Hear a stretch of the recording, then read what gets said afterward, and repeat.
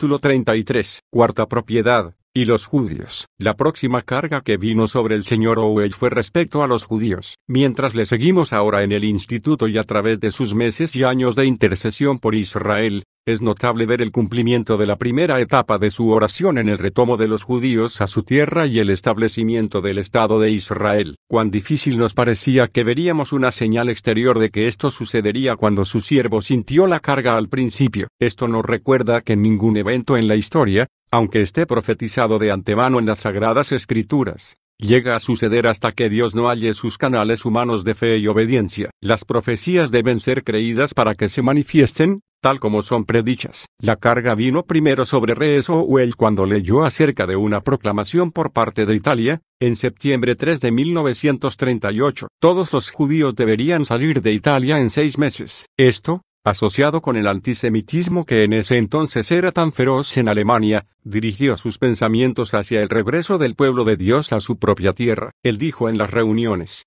septiembre 3, siento una gran carga por este pueblo, y quiero que Dios coloque sobre mí la carga de ellos. El diablo, por medio de Hitler y Mussolini, está siendo usado para enviarlos de regreso a su propia tierra. Este cumplimiento de la profecía es otra señal de los últimos días. Ansío ayudar al pueblo de Dios a regresar a su propia tierra. Septiembre 5. En las profecías de Isaías acerca del segundo retorno del pueblo de Dios, dice en los capítulos 11 y 12 que Dios los recogerá desde los 4 extremos de la tierra. Eso es exactamente lo que está pasando hoy. El Espíritu Santo quiere ayudarlos por medio de alguien. Quiero que Dios me haga sentir aún más lo que este pueblo está sufriendo. Septiembre 7. Daniel pudo prevalecer con Dios de manera maravillosa en cuanto al regreso del pueblo de Dios, después de haber terminado los 70 años de cautiverio. Debemos tener fe y creer en el pacto de Dios con Abraham, que ellos habitarán en la tierra, y no tener meramente sentimientos de simpatía hacia los judíos. Dios movió a Ciro, quien los había tenido en cautividad, a suplir el dinero para llevarlos de regreso. Él lo hará de nuevo si alguien cree en él. Creo firmemente que los tiempos de los gentiles están acercándose a su fin, y los judíos deben estar de vuelta a su tierra cuando el Maestro regrese. Septiembre 11. Pienso en los lugares de intercesión obtenidos para los vagabundos en el pueblo, como Nazareo, para las viudas de la India, para una tuberculosa, para los hijos de los misioneros.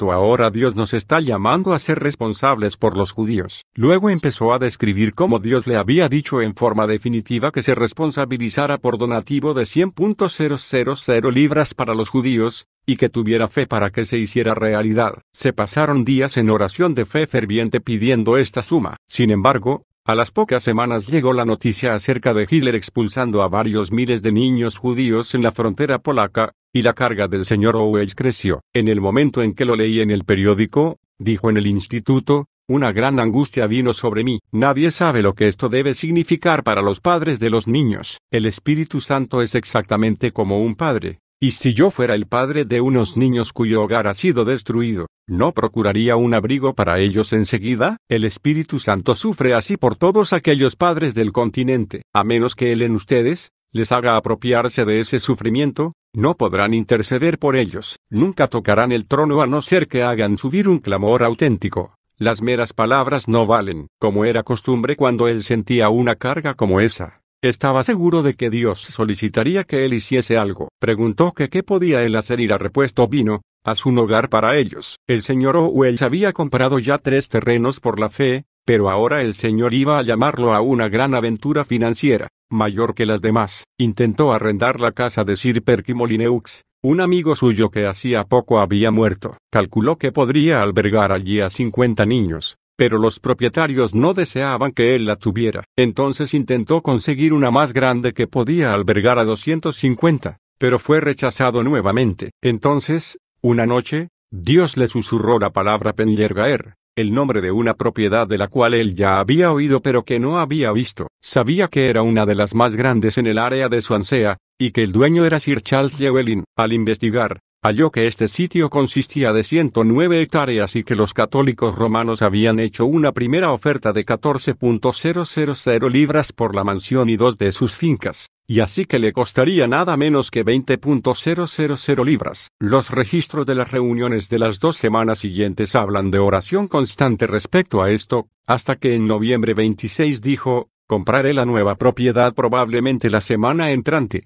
y estoy dispuesto a arriesgar todo para ayudar a los judíos. Cuando fue a la gente, supo que no tenía tiempo que perder porque otros se estaban preparando para ofrecer por la propiedad. Tenía que tomar una decisión en 24 horas. Ese día dijo en la reunión: estas otras personas están formando una sociedad para comprar Penllergaer, y debo procurar que la Trinidad sea mi sociedad. Y en la próxima, me dijeron que sería el último día para comprar Penllergaer. Así que hice una oferta mayor que la del grupo asociado. El agente me dijo que la propiedad sería nuestra, y que esta noche se lo comunicaría al propietario. El asunto se arregló, con algunas alteraciones que serían necesarias. El costo sería de 20.000 libras. Y no tenía nada a mano. Esta compra empequeñecía las anteriores. Dios lo había guiado de tal manera a través de los años, que podemos pensar que la prueba sería tremenda. Y realmente lo fue. Aún así, como dijo uno de los estudiantes, él compró Penllergaer con menos ajetreo que el que muchos hacen para comprarse un traje. A los pocos días le animó la llamada telefónica de un amigo del instituto. Le dijo si él arriesgaba su todo por Penllergaer, él haría lo mismo y que vendería una casa que le había dado su padre para donarle el dinero. Esta era una propiedad hermosa, superior en mucho a cualquier de las otras tres. Penllergaer tenía una mansión con muchas dependencias, 7 casas y una granja casera. Tenía huertas, en las cuales el finado Sir John Llewellyn empleaba 15 jardineros. La propiedad era famosa por su colección de árboles y arbustos, y había sido usada por la Universidad de Swansea para las clases de los estudiantes de botánica. El río y el lago de 8 hectáreas eran populares entre los pescadores por sus truchas. La hermosa ruta que conducía a la mansión,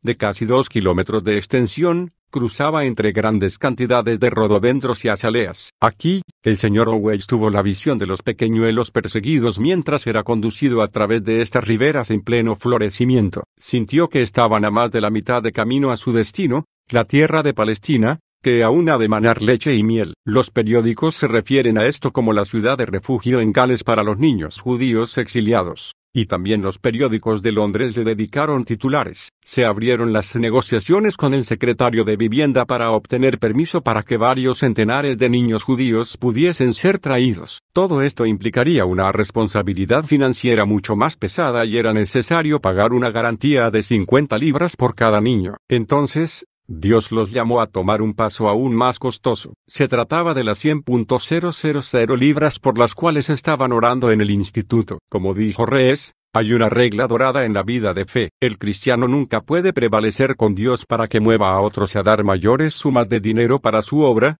que las que él mismo ha dado o comprobado que estaría dispuesto a dar si estuviese en capacidad de hacerlo. Dios estuvo hablándole sobre esto durante varios días. Hubo un gran pesar en el instituto cuando en la reunión del domingo por la mañana les dijo lo que Dios pedía y que ya él había hecho su decisión. Venderían las 3 propiedades actuales, Glyndŵr, Derwen Fawrisket y Saf, que habían sido valoradas en unas 100.000 libras. Darían esa suma como las primeras 100.000 libras para los judíos. El instituto y la escuela se trasladarían a Penllergaer, y ocuparían esa propiedad juntamente con los niños judíos. La señora Owens sentía tener que vender todas estas propiedades con sus recuerdos. Les costaría tener que empezar todo de nuevo en Penllergaer. Parecía inconcebible que Dios realmente lo requiriera así, pero cuando oyó al señor Owens comprometiéndose así en público, supo que era la decisión final. Podemos imaginarnos sus sentimientos al salir de aquella reunión. Con sus ojos enceguecidos por las lágrimas, ella luchó su batalla sola con Dios. No vino a la siguiente reunión ni almorzó, pero como a las 3 en punto ya Dios le había ayudado a pasarla prueba y esto sucedió después de ver a Abraham subiendo al monte con su hijo Isaac y ofreciéndolo como holocausto a Dios. Sin saber cómo había pasado su esposa la dificultad,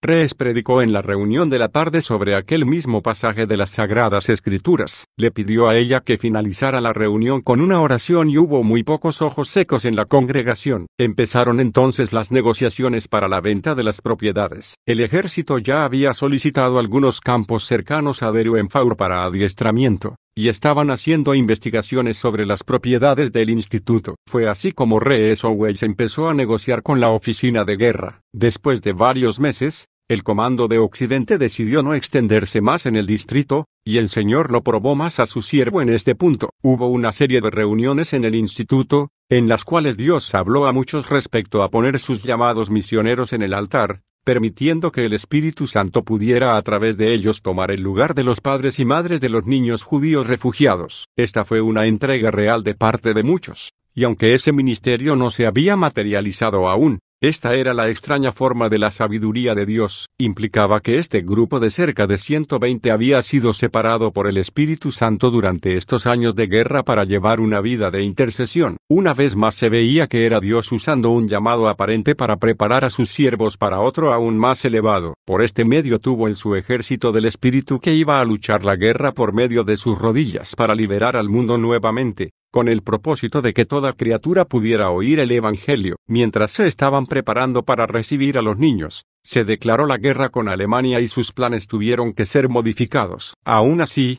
12 niños judíos llegaron y formaron parte de la familia del instituto. Este fue otro tiempo de prueba para Rees. Si intentas hacer algo para Dios, todo se pone en contra tuya. Dijo, ¿podía haber algo más en contra mía que esto que la guerra estalle después de comprar Penllergaer para los niños y ahora no poder recibirlos? Pero cuando Dios te habla, nunca puedes dudar. Si lo que Dios te ha dicho te mete en grandes problemas, entonces ve a Dios y pon esa carga sobre él. Nada podía parecerse más a un error que esto porque conllevaba una gran responsabilidad en ese tiempo. Pero no dudé ni una sola vez, sabía que no era un error aunque el diablo me decía lo contrario. Si bien no podíamos traer a los niños, de todas formas obedecimos al Señor y compramos la propiedad. Él nos dijo que sacaríamos de ella miles de libras para usar en el reino. ¡Cuán maravilloso es Dios! Primero, la posesión de esa gran propiedad dio trabajo a los jóvenes llamados por Dios para permanecer en el instituto para interceder. Ellos estuvieron ocupados todos estos años en talar madera en la propiedad y, como consecuencia, estuvieron exentos de rendir servicio. Luego, mientras la guerra continuaba, Rees fue llamado a trazar planos para la construcción de casas en el terreno. No queda duda de que fue guiado de Dios,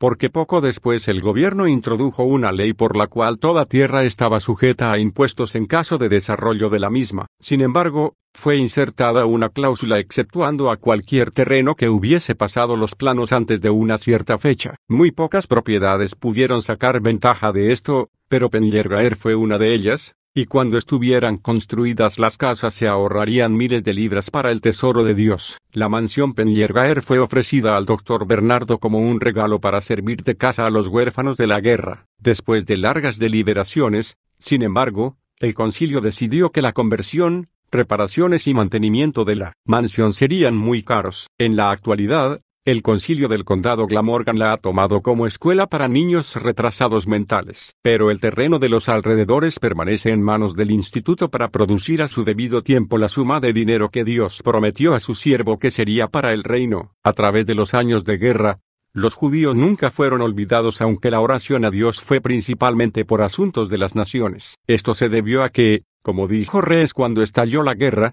él nos cambió de los judíos a la bestia, un nombre que él usaba para el diablo en el sistema nazi, y me dijo, vénselo. Pero fue nuevamente después de la guerra, en octubre y noviembre de 1947, que se dedicaron días enteros a la oración por el regreso de los judíos a la tierra de Palestina. Dijo el señor Owens, rogábamos a Dios que basado en su pacto con Abraham de hacía 4.000 años, llevara a su pueblo de regreso a su tierra y que Palestina llegara a convertirse de nuevo en un estado judío. El desafío que se presentó en el instituto fue, si el pueblo judío no regresó después de la guerra de 1914-18, ¿regresaría después de esta? Ellos vieron la mano de Dios al establecer un comité de las Naciones Unidas para considerar la cuestión de Palestina. Cuando se publicó la noticia de que Gran Bretaña iba a evacuar el país, hubo acción de gracias. En 11 días diferentes, durante estos meses, la oración se concentró en el voto venidero de las Naciones Unidas. Era algo dudoso y arriesgado. El día de la votación, noviembre 27 de 1947, hubo mucha oración. Se supo que la separación de Palestina no se había llevado a cabo. En el instituto se regresó a oración aún más intensa y ellos vieron por fe a los ángeles de Dios ejerciendo influencia sobre aquellos hombres que estaban en la conferencia de las Naciones Unidas en Nueva York,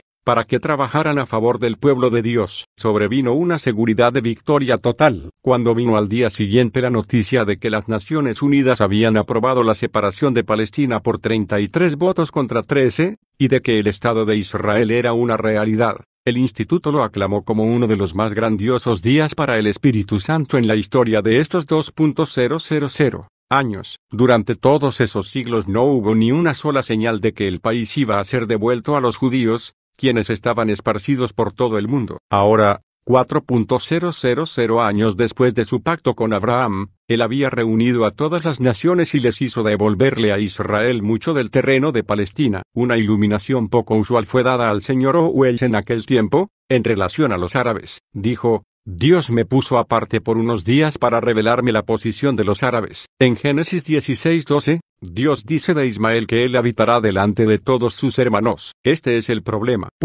¿Estaba diciendo Dios que los árabes deben habitar con los judíos? Abraham amaba a Ismael y deseaba que él tuviera la herencia. Y Dios declaró: lo he bendecido. Los árabes adoran solamente al único Dios. Quería decir Dios que serían bendecidos así como los judíos. Ellos proveerán abrigo para los judíos. Is. 21:2.13-15. Y serán los primeros en llegar a Jerusalén para rendir homenaje al rey. Is. 62.7. Tal como nosotros sentimos carga por los judíos cuando fuimos llamados a hacer intercesión por ellos, asimismo deseaba el Señor que tuviéramos interés también por los árabes. Ellos también son hijos de Abraham. ¿Puede el Espíritu Santo hacer surgir algo que derribará la barrera que hay entre los judíos y los árabes para que pueda haber un hogar y una bendición para ambos? Ciertamente los árabes son el pueblo de Dios, si es que van a abrigar a los judíos y vivir en aquellos países que escaparán de la mano de la bestia. Capítulo 30.